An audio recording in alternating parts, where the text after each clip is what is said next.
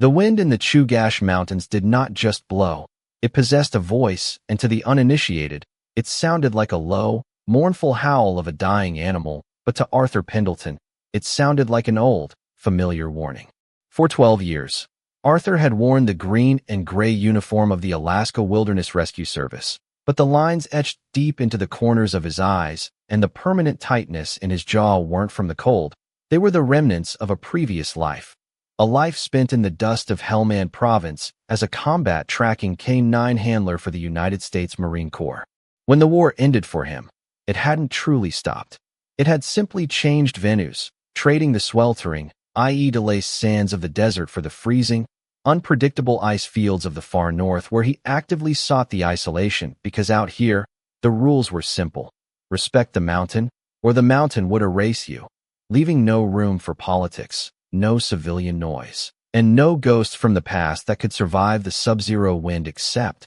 perhaps, the ghost of his former partner, a military working dog named Rex who had saved his life twice before dying in an ambush. For years after returning to the States, Arthur had refused to look at another dog, believing that loyalty like Rex's was a currency minted only once in a lifetime. But then came Jax, who was currently trotting 5 paces ahead of Arthur, his massive black and tan frame moving with an effortless, rhythmic grace through the shin-deep powder. Jax was a 4-year-old German shepherd who lacked the sloped, exaggerated hindquarters of the modern American show lines, proving to be a true throwback to the old working stock. Broad-chested, straight-backed, weighing a lean 46 kilograms of dense muscle and bone, with a large head balanced by a pair of pricked, alert ears that constantly scanned the horizon like radar dishes. Their meeting had been an accident of fate after Jax had been bred in a prestigious facility in British Columbia, intended for high-level police work. But at 18 months old, the trainers labeled him unsuitable not because he lacked drive or intelligence, but because he possessed too much of both, refusing to be a mere tool and evaluating situations so independently that the kennel master called him stubborn, uncooperative, and dominant. Arthur, who happened to be visiting the facility to evaluate new search dogs for the state, saw a king without a kingdom, and after a year of silent, patient negotiation before the man and the dog came to an understanding, Arthur integrated him as an equal, gaining an absolute, unwavering anchor to the present moment. "Easy, boy," Arthur called out, his voice a low rumble muffled by his heavy Gore-Tex parka as Jax instantly paused, his left ear tilting backward to catch Arthur's voice, though his eyes never stopped sweeping the white valley ahead in Sector 4, a jagged, glaciated valley that remained completely cut off from civilization for 8 months of the year. The mission today was supposed to be a standard tech run to fix a remote weather telemetry pod, crucial for predicting avalanche risks for the highway past 30 miles to the south, which had stopped transmitting its automated data 48 hours ago, due to what the state climatologists suspected was a frozen solar panel or a loose antenna wire. Normally, they would wait for spring, but a massive low-pressure system was currently spinning over the Gulf of Alaska, moving inland with terrifying speed as a generational blizzard, meaning that if the telemetry pod wasn't fixed before the storm hit, the highway department would be blind, unable to predict when to launch preventative artillery strikes to clear dangerous snow accumulation above the mountain passes. Arthur reached down, patting the heavy 30-kilogram expedition pack strapped to his shoulders filled with replacement lithium batteries, a new transceiver unit, a small thermal shelter, and enough dehydrated rations for 3 days, right before Jax circled back, dropping his nose to nudge Arthur's gloved hand with thick frost forming around the dog's whiskers.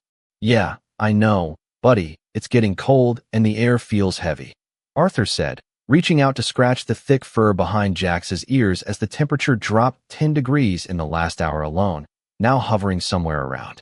-25 degrees Celsius. Though it was the plummeting barometric pressure that worried Arthur, a dull, crushing ache in his sinuses signaling the rapid approach of the storm front as the sky turned a bruised, metallic gray. Jax let out a soft, huffing sound, his breath exploding into a white cloud that vanished into the wind. And as he turned back toward the north, his entire body suddenly went rigid, his tail straightening out until it was perfectly parallel to the snow, assuming the stance of a dog that had detected a grave anomaly in the world. What do you see, Jax? Arthur whispered, his fingers instinctively moving toward the bear spray canister mounted on his chest harness as the wilderness went completely, suffocatingly quiet, the biting wind suddenly dying down to a dead, ominous calm that always served as a curtain falling before a tragedy on the mountain. The silence that had fallen over Sector 4 pressed against their eardrums like deep water, leaving Arthur frozen in his tracks,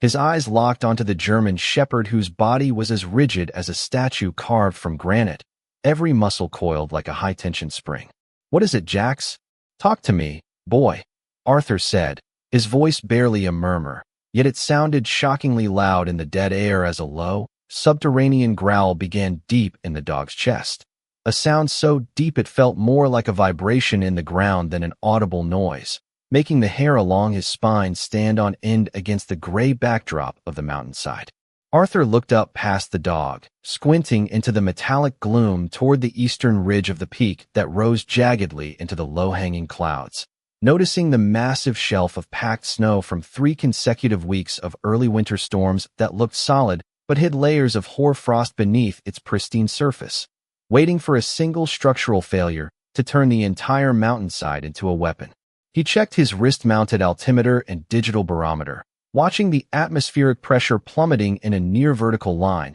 indicating that the storm wasn't just approaching anymore. They were already standing inside its outer ring. "We need to move. Now," Arthur muttered, officially scratching the mission as survival took precedence, needing to get Jax and himself down into the lower tree line, where the dense old-growth hemlock and spruce trees could break the force of a potential slide and offer shelter from the incoming blizzard. "Jax, heel. Pack track move," Arthur commanded, and at the word, the dog broke his stance, leaping to the front to take the lead, his powerful hindquarters digging into the powder as he forged a path through the worsening terrain, with his black nose skimming just millimeters above the snow crust to check the air every few bounds. Within 3 minutes, the wind returned, striking like an invisible fist at 50 miles per hour, nearly knocking Arthur off his feet as the temperature dropped instantly, turning the air into a vortex of razor-sharp ice crystals that slashed at the small patch of exposed skin around his goggles,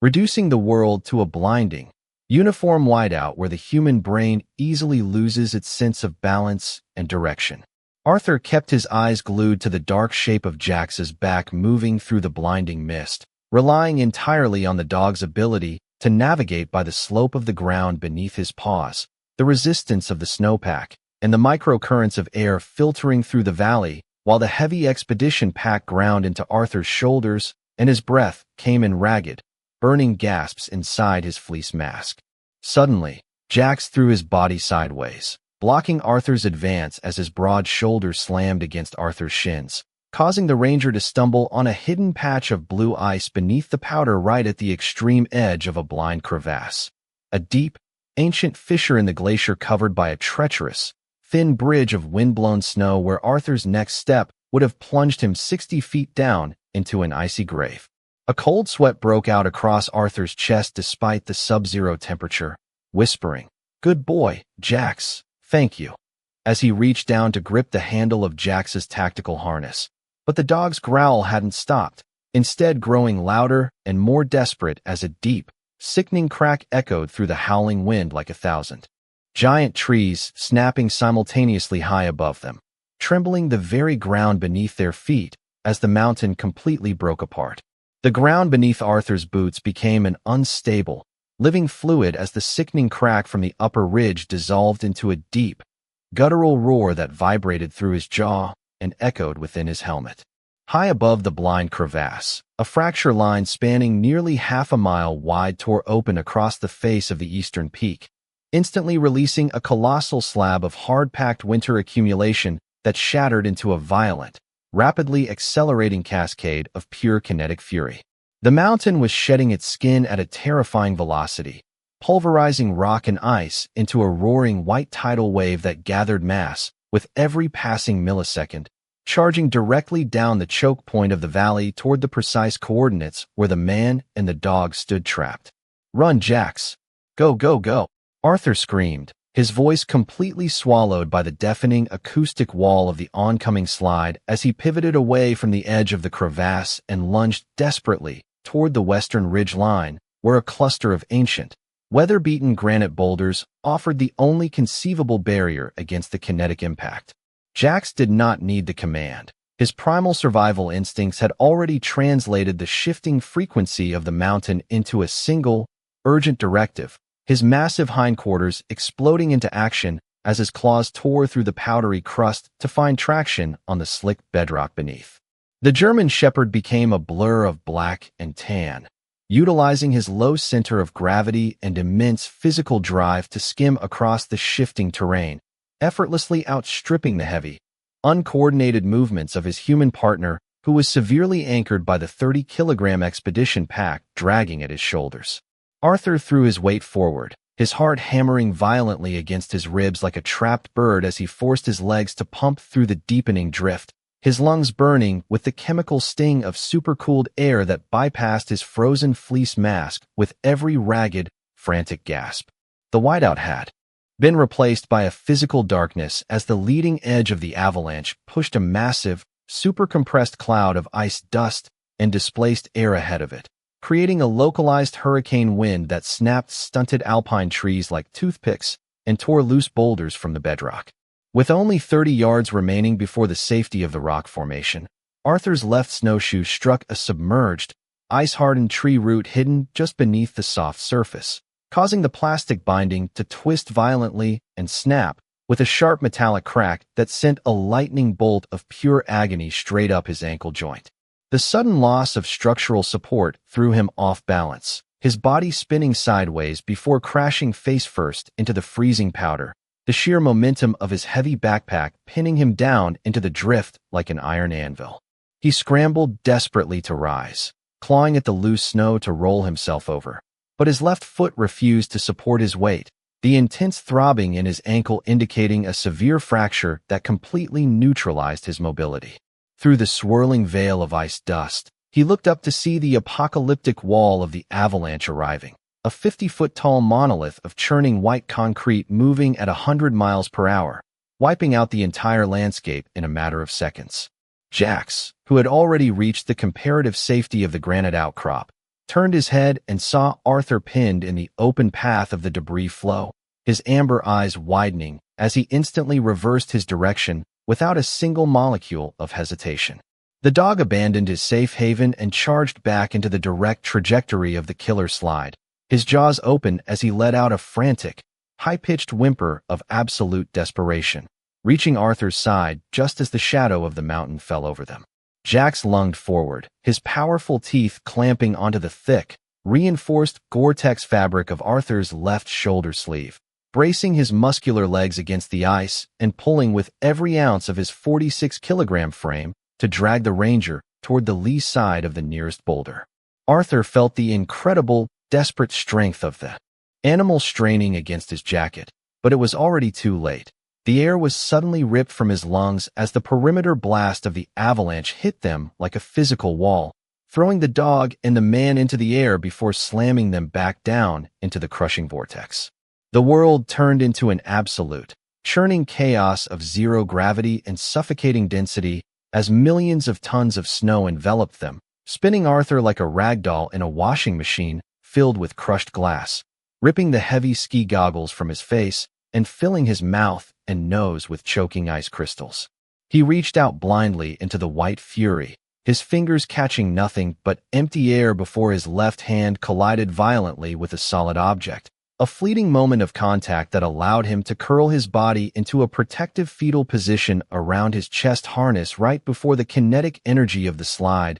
came to a sudden, violent halt, compressing the snow around him into a suffocating, immovable vise of solid ice. The absolute darkness that followed the sudden halt of the avalanche was accompanied by a terrifying, heavy silence that seemed to crush Arthur's eardrums from the inside out. He tried to take a deep, instinctive breath to calm his racing pulse, but his ribcage slammed hard against an unyielding wall of super-compressed snow that allowed his lungs to expand only a fraction of their normal capacity. The kinetic energy of the millions of tons of moving powder had instantly converted into friction heat upon stopping, melting the outer layer of ice crystals just enough for them to fuse together into a dense, solid substance known by wilderness rescue teams as avalanche concrete. Arthur was completely encased in a living tomb, his right arm pinned brutally against his ribs while his legs were locked straight down by the immense pressure of the pack, leaving only his left arm with any degree of limited mobility. He forced himself to suppress the rising tide of primal panic, knowing that a skyrocketing heart rate would double his oxygen consumption and reduce his survival window from 30 minutes to mere moments. With an excruciatingly slow and calculated effort, he began to wiggle the fingers of his left hand, feeling the icy crust centimeters from his face before using his stiff knuckles to scratch and claw at the white barrier. It took several agonizing minutes of blind, methodical scraping to hollow out a tiny, hollow space around his mouth and nose, an air pocket barely the size of a teacup that provided just enough respiratory volume to prevent immediate suffocation. His left ankle was a throbbing furnace of white-hot agony, the broken bone screaming with every micro-movement of his lower body, but the severe cold was already moving in as an insidious anesthetic, dulling the pain as hypothermia began its slow, systematic shutdown of his peripheral nervous system. The air inside his microscopic pocket rapidly grew warm, thick, and suffocatingly heavy with his own exhaled carbon dioxide, causing his vision to swim with dark, gelatinous spots as a dangerous, peaceful euphoria began to cloud his conscious thoughts. His mind began to drift away from the frozen reality, wandering back to the sun-baked sands of Helmand Province, and then shifting back to the quiet cabin in Alaska, but every fading thought kept violently snapping back to a single, agonizing question. Where was Jax? Arthur closed his eyes in the pitch-black void, a single tear freezing instantly against the fabric of his mask as he mentally whispered an apology to the animal he had brought out into this merciless white hell, assuming that the mountain had claimed them both in the exact same heartbeat. Above this claustrophobic grave, the surface of Sector 4 had been transformed into a perfectly smooth, blindingly white desert that completely erased the landmarks, paths, and boulders of the old world under a seamless blanket of ruin. Nearly 100 yards down the debris field, a violent tremor disturbed the pristine surface before a patch of packed crust exploded upward, coughing loose powder into the wind as Jax broke through to the air. The German shepherd shook his thick double coat with a furious, full-body spasm, sending a spray of ice crystals flying from his fur as he coughed violently to clear his lungs of the suffocating powder he had swallowed. During the turbulent ride, he stood on 3 legs for a moment, his front left paw tucked tightly against his chest, bleeding from a deep laceration where a sharp piece of debris had sliced through his tough pad during the chaotic descent. The bitter wind had returned with a vengeance, threatening to drop the temperature past -30, but Jax ignored his injury and the biting gale, his amber eyes locked onto the massive expanse of the slide as his primal drive overrode every biological signal of pain and exhaustion. He began to sprint back up the treacherous slope, his powerful hindquarters driving him forward as his black nose dropped low to the snow, sniffing the air with a desperate, rapid intensity to find the one familiar scent that anchorless him to the world. To any human observer, the vast white field was completely sterile, stripped of all identifiable traces, but to the specialized olfactory receptors of the German shepherd, the air was a chaotic map of faint, microscopic chemical signals. He ran in wide, methodical arcs across the hardened concrete of the slide, his whimpers of anxiety getting torn away by the howling blizzard as he looked for a single molecule of the pine-scented soap, the heavy wool, or the distinct signature of human adrenaline that belonged to Arthur. The wind was actively working against him, drifting fresh powder across the surface and sealing the tiny fissures in the packed ice, threatening to lock the secret of Arthur's location away forever beneath the frozen earth. Suddenly, Jax halted mid-stride, his ears pinning back as he spun 90 degrees toward the base of the granite rock formation where the avalanche had compacted with the greatest amount of structural force. He dropped his snout into a small, naturally formed depression in the crust where a tiny, near-invisible thermal current of warm carbon dioxide was filtering up from 2 meters below, and with a sudden, fierce bark of confirmation, Jax dropped his chest to the ice and began to dig. Jax dug with a frantic, savage intensity that defied the structural strength of the avalanche concrete, his front legs moving in a blur of desperate motion as his claws ripped into the ice-hardened crust. Each stroke of his paws threw chunks of compacted snow and frozen debris backward between his hind legs. But the surface was so densely packed by the kinetic force of the slide that it felt like clawing through soft asphalt rather than loose powder. Within minutes, the sharp,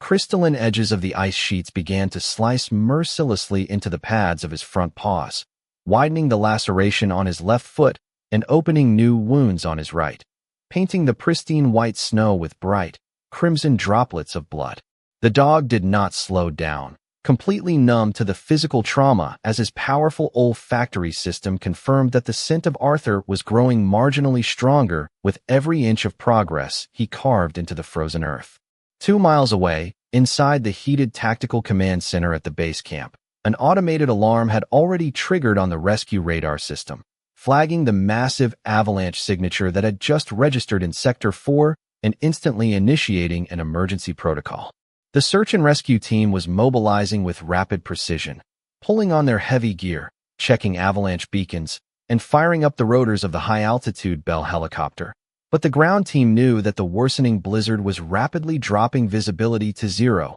creating a high-risk flight environment that would delay their arrival by at least 45 minutes. Beneath the 2 meters of solid ice, Arthur was losing his grip on reality, his internal clock shattering as his brain became increasingly starved of oxygen, slipping into a warm, deceptively peaceful state of hypoxia where the survival instinct begins to fail. He could no longer feel the freezing torment in his broken left ankle, nor could he feel the icy numbness that had completely paralyzed his hands and feet. Instead, his mind was filled with a comforting, dangerous haze that invited him to stop fighting and simply close his eyes. Just let go. It doesn't hurt anymore. The darkness whispered into his subconscious, urging him to surrender to the terminal sleep of hypothermia. But right at the edge of his fading awareness, a faint, rhythmic vibration pulsed through the frozen tomb. It wasn't the shifting weight of the mountain or the distant rumble of thunder. It was a distinctive, scraping thud that repeated with mechanical persistence directly above his head. Scratch, scratch, scratch. The muffled sound pierced through the heavy veil of Arthur's cognitive decline like a jolt of pure electricity, snapping his eyes open into the pitch-black void as his military instincts instantly recognized the frantic cadence of a Canine partner refusing to abandon a fallen handler. Jax was now a meter deep into the crater, his breath coming in ragged, wheezing gasps that formed thick clouds of frozen vapor around his head, his muscles trembling violently under the weight of severe physical exhaustion and lactic acid buildup. He shoved his entire face deep into the hole, inhaling the rising pocket of carbon dioxide to lock onto the precise angle of Arthur's position before driving his bloody paws back into the ice with renewed fury, determined to shatter the living tomb before the freezing darkness claimed his human forever. The depth of the crater had now surpassed 1.5 meters, but Jax's furious progress came to a sudden, jarring halt as his raw, bleeding paws struck a massive, immovable shelf of solid blue ice that had formed when the avalanche supercompressed against the base of the granite boulder. He clawed at the glassy surface with a desperate frenzy, but his torn nails could only leave useless white streaks on the stone-hard barrier, slipping and sliding as the structural integrity of the ice resisted his physical strength. The German shepherd stopped, his sides heaving in ragged, painful gasps as he stood in the freezing trenches of his own making, looking down at the impenetrable barrier separating him from the man who had saved him from a life of isolation and chains. Blood from his lacerated pads dripped steadily onto the blue ice, freezing instantly into dark maroon studs, while the howling blizzard above began to dump fresh, heavy powder back into the hole, threatening to undo every inch of his agonizing labor. 2 miles away, the rescue helicopter groaned on the tarmac, its rotors spinning at full speed, but the pilot shook his head in frustration as the telemetry screen flashed a violent red warning. The wind gusts in Sector 4 had just surpassed 60 miles per hour, completely grounding the aircraft and forcing the human rescue team to transition to snowmobiles, a shift that extended their arrival time to over an hour. Inside the suffocating darkness below, the rhythmic scratching sound that had kept Arthur anchored to life suddenly ceased, replaced by a terrifying, dead silence that caused his fading mind to panic as the heavy carbon dioxide in his tiny air pocket began to induce visual hallucinations of his old combat unit. He tried to call out Jax's name, but his throat was too dry, producing only a pathetic, breathless hiss that died against the icy wall millimeters from his lips, his body temperature plunging into the danger zone as his heart slowed its beating to a sluggish, desperate thud. Jax, standing alone in the white hell above, looked out at the empty wilderness where no help was coming. But instead of giving up, the dog drew a deep breath of the sub-zero air into his powerful chest, tilted his head toward the cracked ice shelf beneath him, and let out a primal, earth-shattering bay. Woof, woof, woof. It was not the standard alert bark of a search dog. It was a raw, thunderous declaration of war against the mountain, a sound born of pure devotion that traveled through the air, struck the solid sheet of blue ice, and sent powerful acoustic shockwaves vibrating directly into the tiny cavity where Arthur lay dying. The massive sonic frequency pierced through Arthur's fading consciousness like a bolt of lightning, shattering the peaceful euphoria of hypothermia and forcing his adrenaline glands to fire one final, explosive surge of energy through his frozen limbs. With a guttural scream of survival, Arthur forced his stiff, unyielding left arm upward, balling his hand into a tight fist and slamming it with everything he had left against the snow crust right above his face, causing a microscopic shift in the pressure dynamics of the compacted tomb. Above the ice, Jax felt the subtle, tectonic shudder beneath his hind legs and saw a tiny hairline. Fracture spiderweb across the blue ice shelf, his sharp ears instantly pinpointing the exact origin of the movement below. He didn't waste another second trying to dig with his wounded paws. Instead, he stepped back, coiled his powerful hindquarters, and threw his entire 46-kilogram body weight forward, slamming his muscular chest and shoulders against the cracked ice shelf like a battering ram. The impact echoed through the valley, but the ice held, so Jax reversed, ignored the searing pain in his bruised skeleton, and hurled himself into the rift a second time, then a third, until on the fourth desperate impact, the blue shelf shattered with a loud snap, collapsing inward and allowing a single, brilliant beam of pale afternoon light to cut through the eternal darkness of Arthur's grave. The breakthrough of the blue ice shelf instantly altered the deadly atmospheric pressure of the tomb, allowing a rush of supercooled, oxygen-rich alpine air to cascade down into the dark cavity where Arthur had been preparing to draw his final breath. Arthur gasped violently as the fresh air hit his burning lungs, the sudden influx of oxygen triggering a massive coughing fit that tore through his chest but rapidly cleared the suffocating fog of carbon dioxide from his hypoxic brain. Above him, Jax didn't celebrate the breakthrough. Instead, the German shepherd immediately shoved his thick, frost-covered snout down into the newly formed opening, whining with a frantic, high-pitched intensity as his warm, wet tongue began to lick the exposed skin of Arthur's forehead and eyes to clear away the encrusted ice. The dog's breath felt like a furnace against Arthur's frozen face, a tactile reminder of life that pulled the ranger completely out of the seductive, terminal sleep of hypothermia and anchored his mind back to the brutal reality of their survival situation. "Jax, good boy. I'm here, buddy," Arthur managed to croak, his voice a dry, gravelly whisper that was instantly caught by the howling wind filtering through the hole. But hearing his human's voice acted like an injection of adrenaline into the exhausted animal. Jax began to work with a frantic, surgical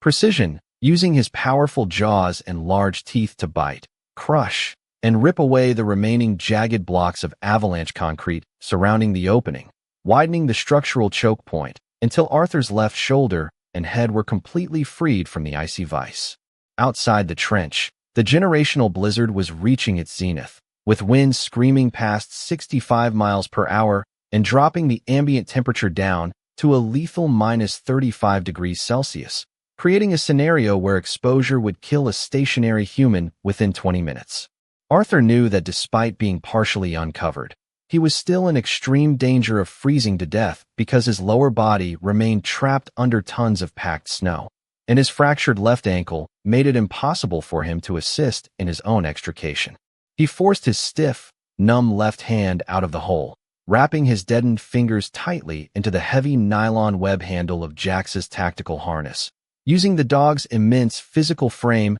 as a physical anchor to prevent himself from slipping back into the darkness. Jax shifted his weight, digging his hind claws into the rim of the crater and leaning backward with his ears pinned to his skull, executing a continuous, rhythmic pull that synchronized with Arthur's agonizing attempts to wriggle his torso upward through the narrow shaft. Every inch of movement was a battle against the friction of the compacted snowpack, the heavy 30-kilogram expedition pack still strapped to Arthur's back acting like a massive anchor that resisted their combined efforts. Far down the valley, the human search and rescue ground team was fighting its own war against the mountain, their heavy high-output snowmobiles roaring at maximum RPM as they navigated the treacherous, zero-visibility whiteout of Sector 4 by relying strictly on GPS coordinates and avalanche beacon tracking arrays. The rescue operators were pushing their machines to the absolute breaking point, knowing that the time window for an avalanche burial victim had long since expired.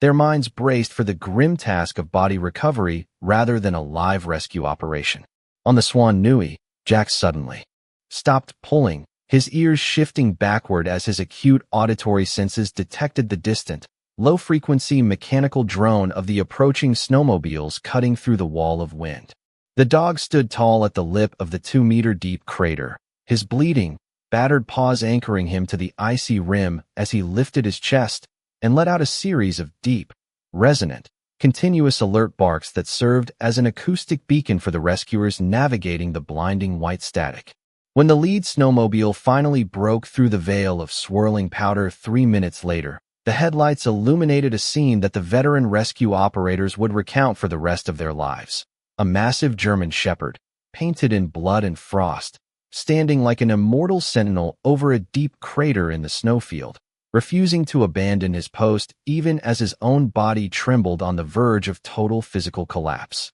The headlights of the rescue snowmobiles cut through the swirling white static, casting long, dancing shadows across the newly formed desert of Sector 4 as the lead operator skidded his machine to a halt just feet away from the crater. 3 technicians exploded off their seats, moving with practiced, frantic speed as they unstrapped avalanche shovels and medical kits from their gear sleds, their boots crunching loudly on the hardened concrete of the slide. Jax did not drop his guard immediately. As the humans approached, he stepped squarely over the opening of the hole, his lips curling back slightly to reveal his teeth in a low, protective growl that warned them he was still the commander of this site. "Easy, boy, easy, we're here to help him," the lead medic called out, keeping his hands low and open, recognizing the fierce, protective trauma in the German shepherd's amber eyes before Arthur's pale, trembling left hand reached up from the depths of the trench to grab Jax's collar.